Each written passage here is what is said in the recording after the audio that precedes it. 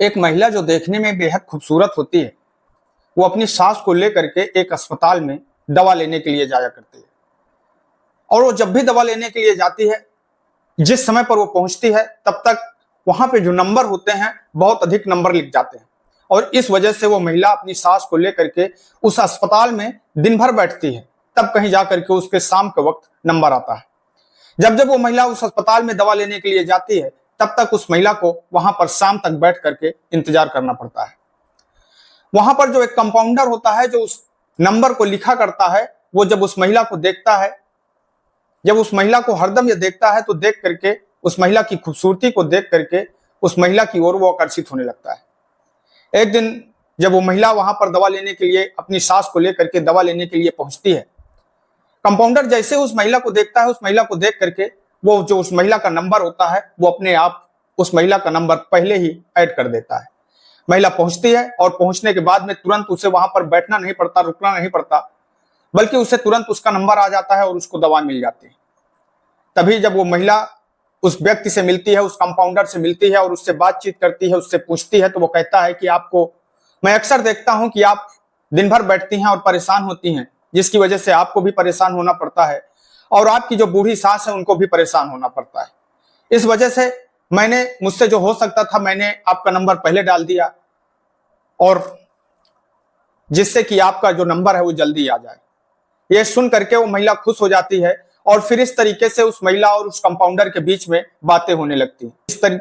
बातें कुछ इस तरीके से होने लगती हैं कि वो दोनों एक दूसरे का नंबर ले लेते हैं, और नंबर लेने के बाद में अब वो दोनों एक दूसरे से बात करने लगते हैं। क्योंकि उस जो महिला का पति होता है वो एक प्राइवेट कंपनी में काम किया करता है। तब जो महिला होती है, वो महिला उस कंपाउंडर को एक ऑफर देती है और उससे कहती है कि मेरा जो पति है वो प्राइवेट कंपनी में काम करते हैं, वो रात के वक्त काम करते हैं, कभी घर पर रहते हैं, कभी नहीं रहते हैं। अगर आपकी इच्छा हो तो मेरा एक घर है, वो अपने घर का नंबर देती है, एड्रेस देती है और कहती है कि अगर आपकी इच्छा हो तो आप मेरे घर पर आ सकते हैं। एक दिन वो कंपाउंडर उस महिला के घर पर पहुंच जाता है, और पहुंचने के बाद में उस महिला के कमरे में वो दोनों इतने नजदीक पहुंच जाते हैं कि जैसे पति पत्नी होते हैं, वो एक दूसरे के साथ में रिलेशनशिप में होते हैं, संबंध बना रहे होते हैं।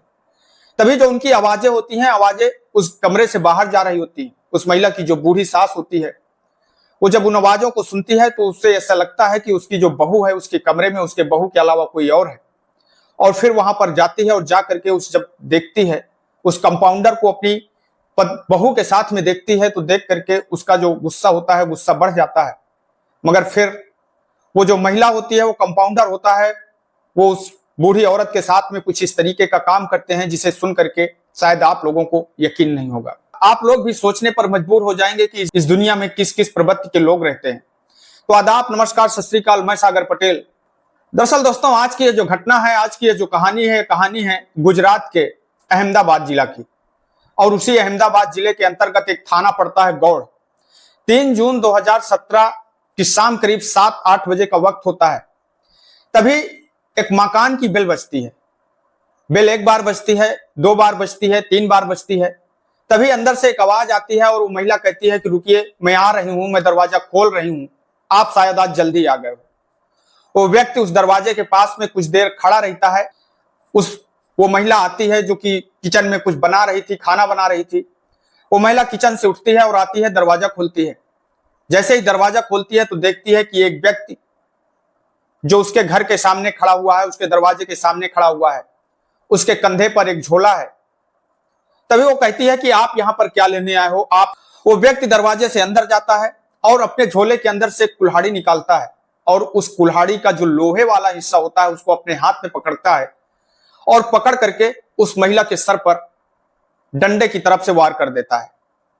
महिला बेहोश हो जाती है, उसे चक्कर आ जाता है। उसके बाद में फिर वो डंडे की तरफ पकड़ता है और डंडे की तरफ से पकड़ करके कई बार उस लोहे वाले हिस्से की तरफ से उस महिला के ऊपर वार कर देता है। वहीं पर गिर जाती है। फिर वो उस महिला के पैर पकड़ता है और पैर पकड़ करके उसे घसीटते हुए किचन के अंदर ले जाता है। किचन के अंदर देखता है कि गैस पर कुछ चढ़ा हुआ है, क्योंकि उस चूल्हे पर शायद खाना बन रहा था, दाल चढ़ी होती है। वहां पर उस गैस को बंद करता है और बंद करने के बाद में कुछ देर के लिए शांतिपूर्वक वहां पर बैठ करके कुछ सोचने लगता है। तभी फिर उस किचन से वो एक चाकू उठाता है और चाकू उठा करके उस महिला के गर्दन को काटने लगता है।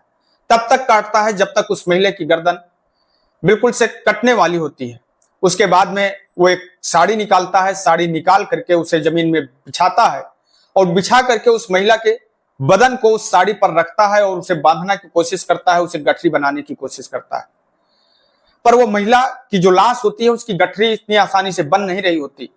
तभी फिर वो अपने झोले से गड़ासा निकालता है और गड़ासा निकाल करके उस महिला के शरीर के कई टुकड़े करता है और कई टुकड़े करने के बाद में फिर उसकी एक गठरी बना करके उसे किचन में एक जो फर्श होती है, फर्श के ऊपर अलमारी के नीचे उस गठरी को रख देता है।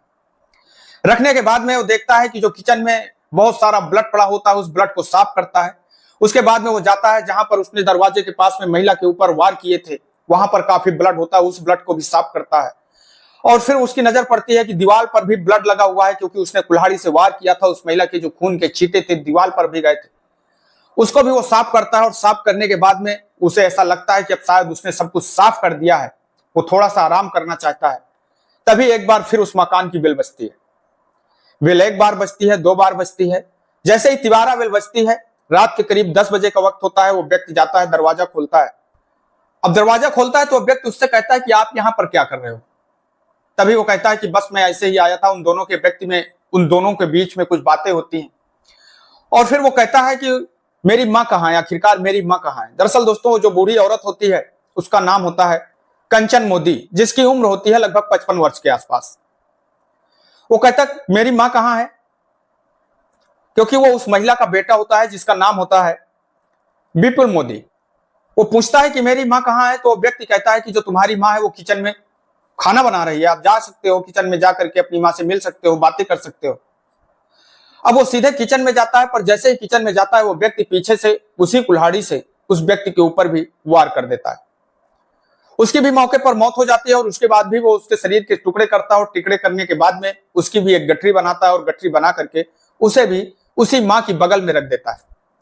उसके बाद में वो घर के सारे खून साफ करता है और साफ करने के बाद में साफ करता है और फिर करीब 3 घंटे का समय बीत चुका होता है, क्योंकि वो 8 बजे के आसपास उस घर पर एंट्री करता है और अब रात के 11 बज चुके थे। तभी उस थक चुका होता है, उसे नींद आने लगती है। वहीं पर एक चारपाई पड़ी होती है, उस चारपाई पे जाकर के वो लेट जाता है और फिर वो सो जाता है। अचानक से जैसे ही सुबह लगभग 4 बजे के आसपास का समय होता है, उसकी नींद खुलती है। वो जल्दबाजी में उठता है, देखता है कि अब तो 4 बज चुके हैं। तभी वो जल्दी जल्दी अपना सामान लेता है और अपना झोला लेता है और लेकर के आप निकल जाता है। करीब 1 से 2 दिन का समय बीतता है। 1 से 2 दिन समय बीतने के बाद में उसी मकान के घर के सामने एक व्यक्ति रहा करते हैं जिनका नाम होता है अशोक प्रजापति।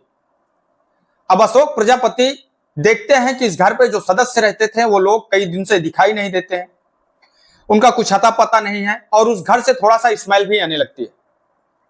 तभी वो उस घर के जो मकान मालिक होते हैं उनको फोन करते हैं और फोन करके कहते हैं कि आपके घर पर जो आपके किराएदार रहते थे वो कई दिन से दिखाई नहीं दे रहे हैं और आपके घर से कुछ अजीब सी बदबू भी आती है।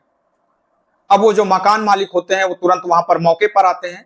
मौके में आने के बाद में इस बात की सूचना पुलिस को दी जाती है। अब जैसे ही ये सूचना पुलिस को दी जाती है, अब जो इंस्पेक्टर NL देसाई होते हैं वो मौके पर आते हैं। तब तक उस मकान का दरवाजा नहीं खोला जाता। गांव वालों के सामने, पुलिस के सामने उस मकान का दरवाजा खोला जाता है। जैसे ही पुलिस अंदर जाती है, अंदर का नजारा देखकर पुलिस दंग रह जाती है, क्योंकि घर के अंदर से काफी बदबू आ रही होती है। पुलिस उस जब घर की छानबीन करती है, तलाशी करती है, तो किचन के अंदर 2 गठरी रखी होती हैं।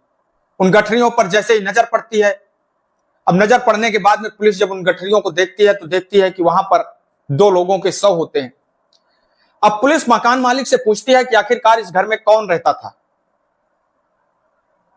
तब जो मकान मालिक होते हैं वो कहते हैं कि साहब, दरअसल कुछ दिन पहले मेरे एक दूर के रिश्तेदार हैं, उन्होंने मेरे पास में फोन किया था और उन्होंने ये कहा था कि मेरे बेटे की नौकरी अहमदाबाद में लग गई है, इसलिए मेरा बेटा अहमदाबाद में रहना चाहता है, रहेगा और उसे एक मकान की जरूरत है, उसे एक कमरे की जरूरत है, इसलिए मैंने ये कमरा उस व्यक्ति को दिया था। और अब जब पुलिस आसपास के लोगों से पूछताछ करती है तो आसपास के जो लोग होते हैं, गांव के लोग होते हैं, वो पुलिस को बताते हैं कि साहब, कुछ दिन पहले जो विपुल मोदी है उनकी पत्नी से झगड़ा हुआ था और जिसकी वजह से जो उनकी पत्नी है वो अपने मायके में रह रही है।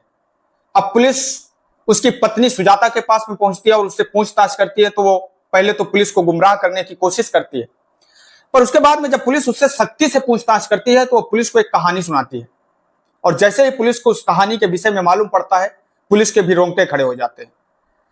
दरअसल दोस्तों, वो बताती है कि कुछ दिन पहले साहब मेरी एक व्यक्ति से शादी होती है और उसी से मुझे एक बेटी होती है, पर जैसे ही कुछ दिन का समय बीतता है मेरे पति की मौत हो जाती है।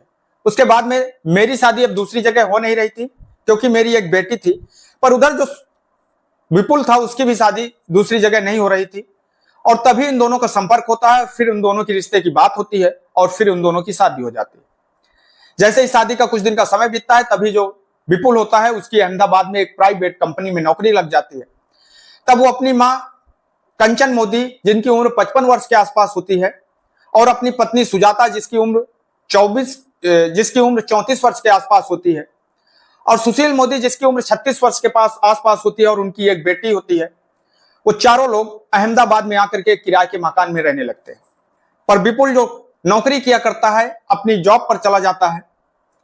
इधर जो विपुल की मां होती है कंचन मोदी, उनकी अक्सर तबीयत खराब होती है, तो वो कभी भी अब जो उनकी पत्नी सुजाता होती है वो अपनी सास कंचन मोदी को लेकर के अस्पताल जाया करती है। वो अस्पताल जाती है, सुबह से शाम तक अस्पताल में बैठती है, तब कहीं उसका जाकर के नंबर आता है। तभी वहां पर एक जो व्यक्ति कंपाउंडर होता है जिसका नाम होता है बलदेव सिंह चौहान, वो जब सुजाता को देखता है, सुजाता की खूबसूरती को देखता है, तो कहीं ना कहीं वो सुजाता की तरफ आकर्षित होने लगता है, और वो सुजाता के दिल को जीतने के लिए, सुजाता के नजदीक आने के लिए अब वो सुजाता का नंबर जल्दी लगा दिया करता है, जल्दी लग दिया करता है। इस तरीके से सुजाता और बलदेव सिंह चौहान के बीच में दोस्ती हो जाती है, और फिर वो दोस्ती इतनी ज्यादा बढ़ जाती है कि वो दोनों एक दूसरे से मिलने लगते हैं, पत्नी की तरीके मिलने लगते हैं। और अब बलदेव सिंह चौहान सुजाता के घर आने लगता है, और फिर वो रात भर एक दूसरे के साथ में रंगरेलियां मनाते हैं। पर एक दिन जब सुजाता और उसका जो प्रेमी होता है बलदेव सिंह चौहान एक दूसरे के साथ में रात के वक्त एक कमरे में रंगरेलियां मना रहे होते हैं, उसी वक्त जो उसकी सास होती है कंचन मोदी, उसकी आंख खुल जाती है। उसे ऐसे महसूस होता है कि जैसे उसकी बहू के कमरे से कुछ आवाजें आ रही हैं, उसकी बहू के अलावा उसके कमरे में कोई और है। तभी वो उठती है और उठ करके अपनी बहू के कमरे के पास में पहुंचती है, तो देखती है कि जो कंपाउंडर है वो उसकी बहू के साथ में आपत्तिजनक हालत में होता है। उसे गुस्सा आता है और वो गुस्से में अपनी बहू को डांटने लगती है। तभी जो बलदेव सिंह चौहान होता है और सुजाता होती है, वो दोनों कंचन मोदी को ये धमकी देते हैं कि अगर उन्होंने ये बात अपनी बेटे को बताई तो फिर वो जहर खा लेगी और इस घर को छोड़ करके चली जाएगी। अब जो कंचन मोदी होती है वो इस बात को डर जाती है कि बहुत पहले भी ऐसे भी काफी दिनों के बाद में उसके बेटे की शादी हुई है, और कहीं फिर उसकी वजह से उसकी बेटे की घर न टूट जाए, उसकी शादी न टूट जाए, इस वजह से बात वो अपने बेटे को नहीं बताती। पर इधर जब यह बात वो अपने बेटे को नहीं बताती तो जो सुजाता होती है उसका हौसला और बढ़ता जाता है, और इधर बलदेव सिंह चौहान की भी हिम्मत बढ़ती जाती है। और फिर वो दोनों एक दूसरे के साथ में हर समय जब भी बलदेव सिंह चौहान की इच्छा होती है वो उसके घर पर आता है, और घर पर आने के बाद में जिस तरीके से उसकी इच्छा होती है उस तरीके से वो सुजाता के साथ में अपना टाइम व्यतीत करता है, एक दूसरे के साथ में रंगरेलियां मनाते हैं। पर एक दिन जैसे ही शाम का वक्त होता है, जो विपुल मोदी होता है वो शाम के वक्त जल्दी घर पर आ जाता है। तभी वो देखता है कि उसकी पत्नी जो बलदेव सिंह चौहान के साथ में अपने प्रेमी के साथ में घर पर आपत्तिजनक हालत में होती है। ये देख करके उसे गुस्सा आता है। बलदेव सिंह चौहान तो उस समय तुरंत घर से बाहर निकल जाता है, वहां से भाग जाता है। पर जो सुजाता होती है, सुजाता पर जो विपुल होता है वो अपनी पत्नी सुजाता को काफी मारपीट करता है, उससे काफी बातचीत करता है, उसे मारता है, उसे पीटता है। अब यह बात सुजाता अपने प्रेमी बलदेव सिंह चौहान को बताती है। बलदेव सिंह चौहान को गुस्सा आता है और फिर वो रास्ते में एक कुल्हाड़ी खरीदता है और एक गड़ासा खरीदता है, और खरीद करके वो अपने घर चला जाता है। इधर जो सुजाता होती है वो अपने पति से नाराज होकर के अपने मायके चली जाती है। और फिर एक दिन बलदेव सिंह उसके घर पर आता है और उसकी जो बूढ़ी माँ किचन पे खाना बना रही होती है, उसी वक्त वो उसका बेल बजाता है, और जब बूढ़ी औरत दरवाजा आकर के खोलती है तभी वो उसके ऊपर वार कर देता है। और फिर जब उसके बाद में उनका जो बेटा जब विपुल मोदी घर पर आता है तो उसके ऊपर भी वार कर देते हैं। अब जैसे ही सुजाता ये सारी कहानी पुलिस को बताती है, पुलिस तुरंत बलदेव सिंह चौहान को पकड़ने के लिए उस अस्पताल पर जाती है। पर पता लगता है कि जो बलदेव सिंह चौहान है वो वहां से फरार हो चुका है। पुलिस काफी मशक्कत के बाद में आखिरकार 2 दिन के बाद उसको गिरफ्तार कर लेती है। गिरफ्तार करने के बाद में उसका चालान करती है, उसे जेल भेजा जाता है। अब ये मामला कोर्ट में चलता है। 8 जुलाई 2024 को इस कोर्ट का फैसला आता है जिसमें बलदेव सिंह चौहान को दोषी मान लिया जाता है और 10 सितंबर 2024 को सनसन कोर्ट का यह फैसला आता है और जज साहब ये कहते हैं कि इस व्यक्ति को तब तक फांसी में लटकाया जाए जब तक इस व्यक्ति के प्राण न निकल जाए। दोस्तों, इस घटनाक्रम को सुनाने का उद्देश्य किसी को ठेस पहुंचाना नहीं है, किसी को दुख पहुंचाना नहीं है, बल्कि आप लोगों को सजग करना है, सतर्क करना है। मैं आपका दोस्त सागर पटेल इन्हीं शब्दों के साथ में आपसे विदा लेते हैं। कल फिर मिलेंगे किसी एक नई कहानी के साथ में, किसी एक नई घटना के साथ में। तब तक के लिए नमस्कार, जय हिंद, जय भारत।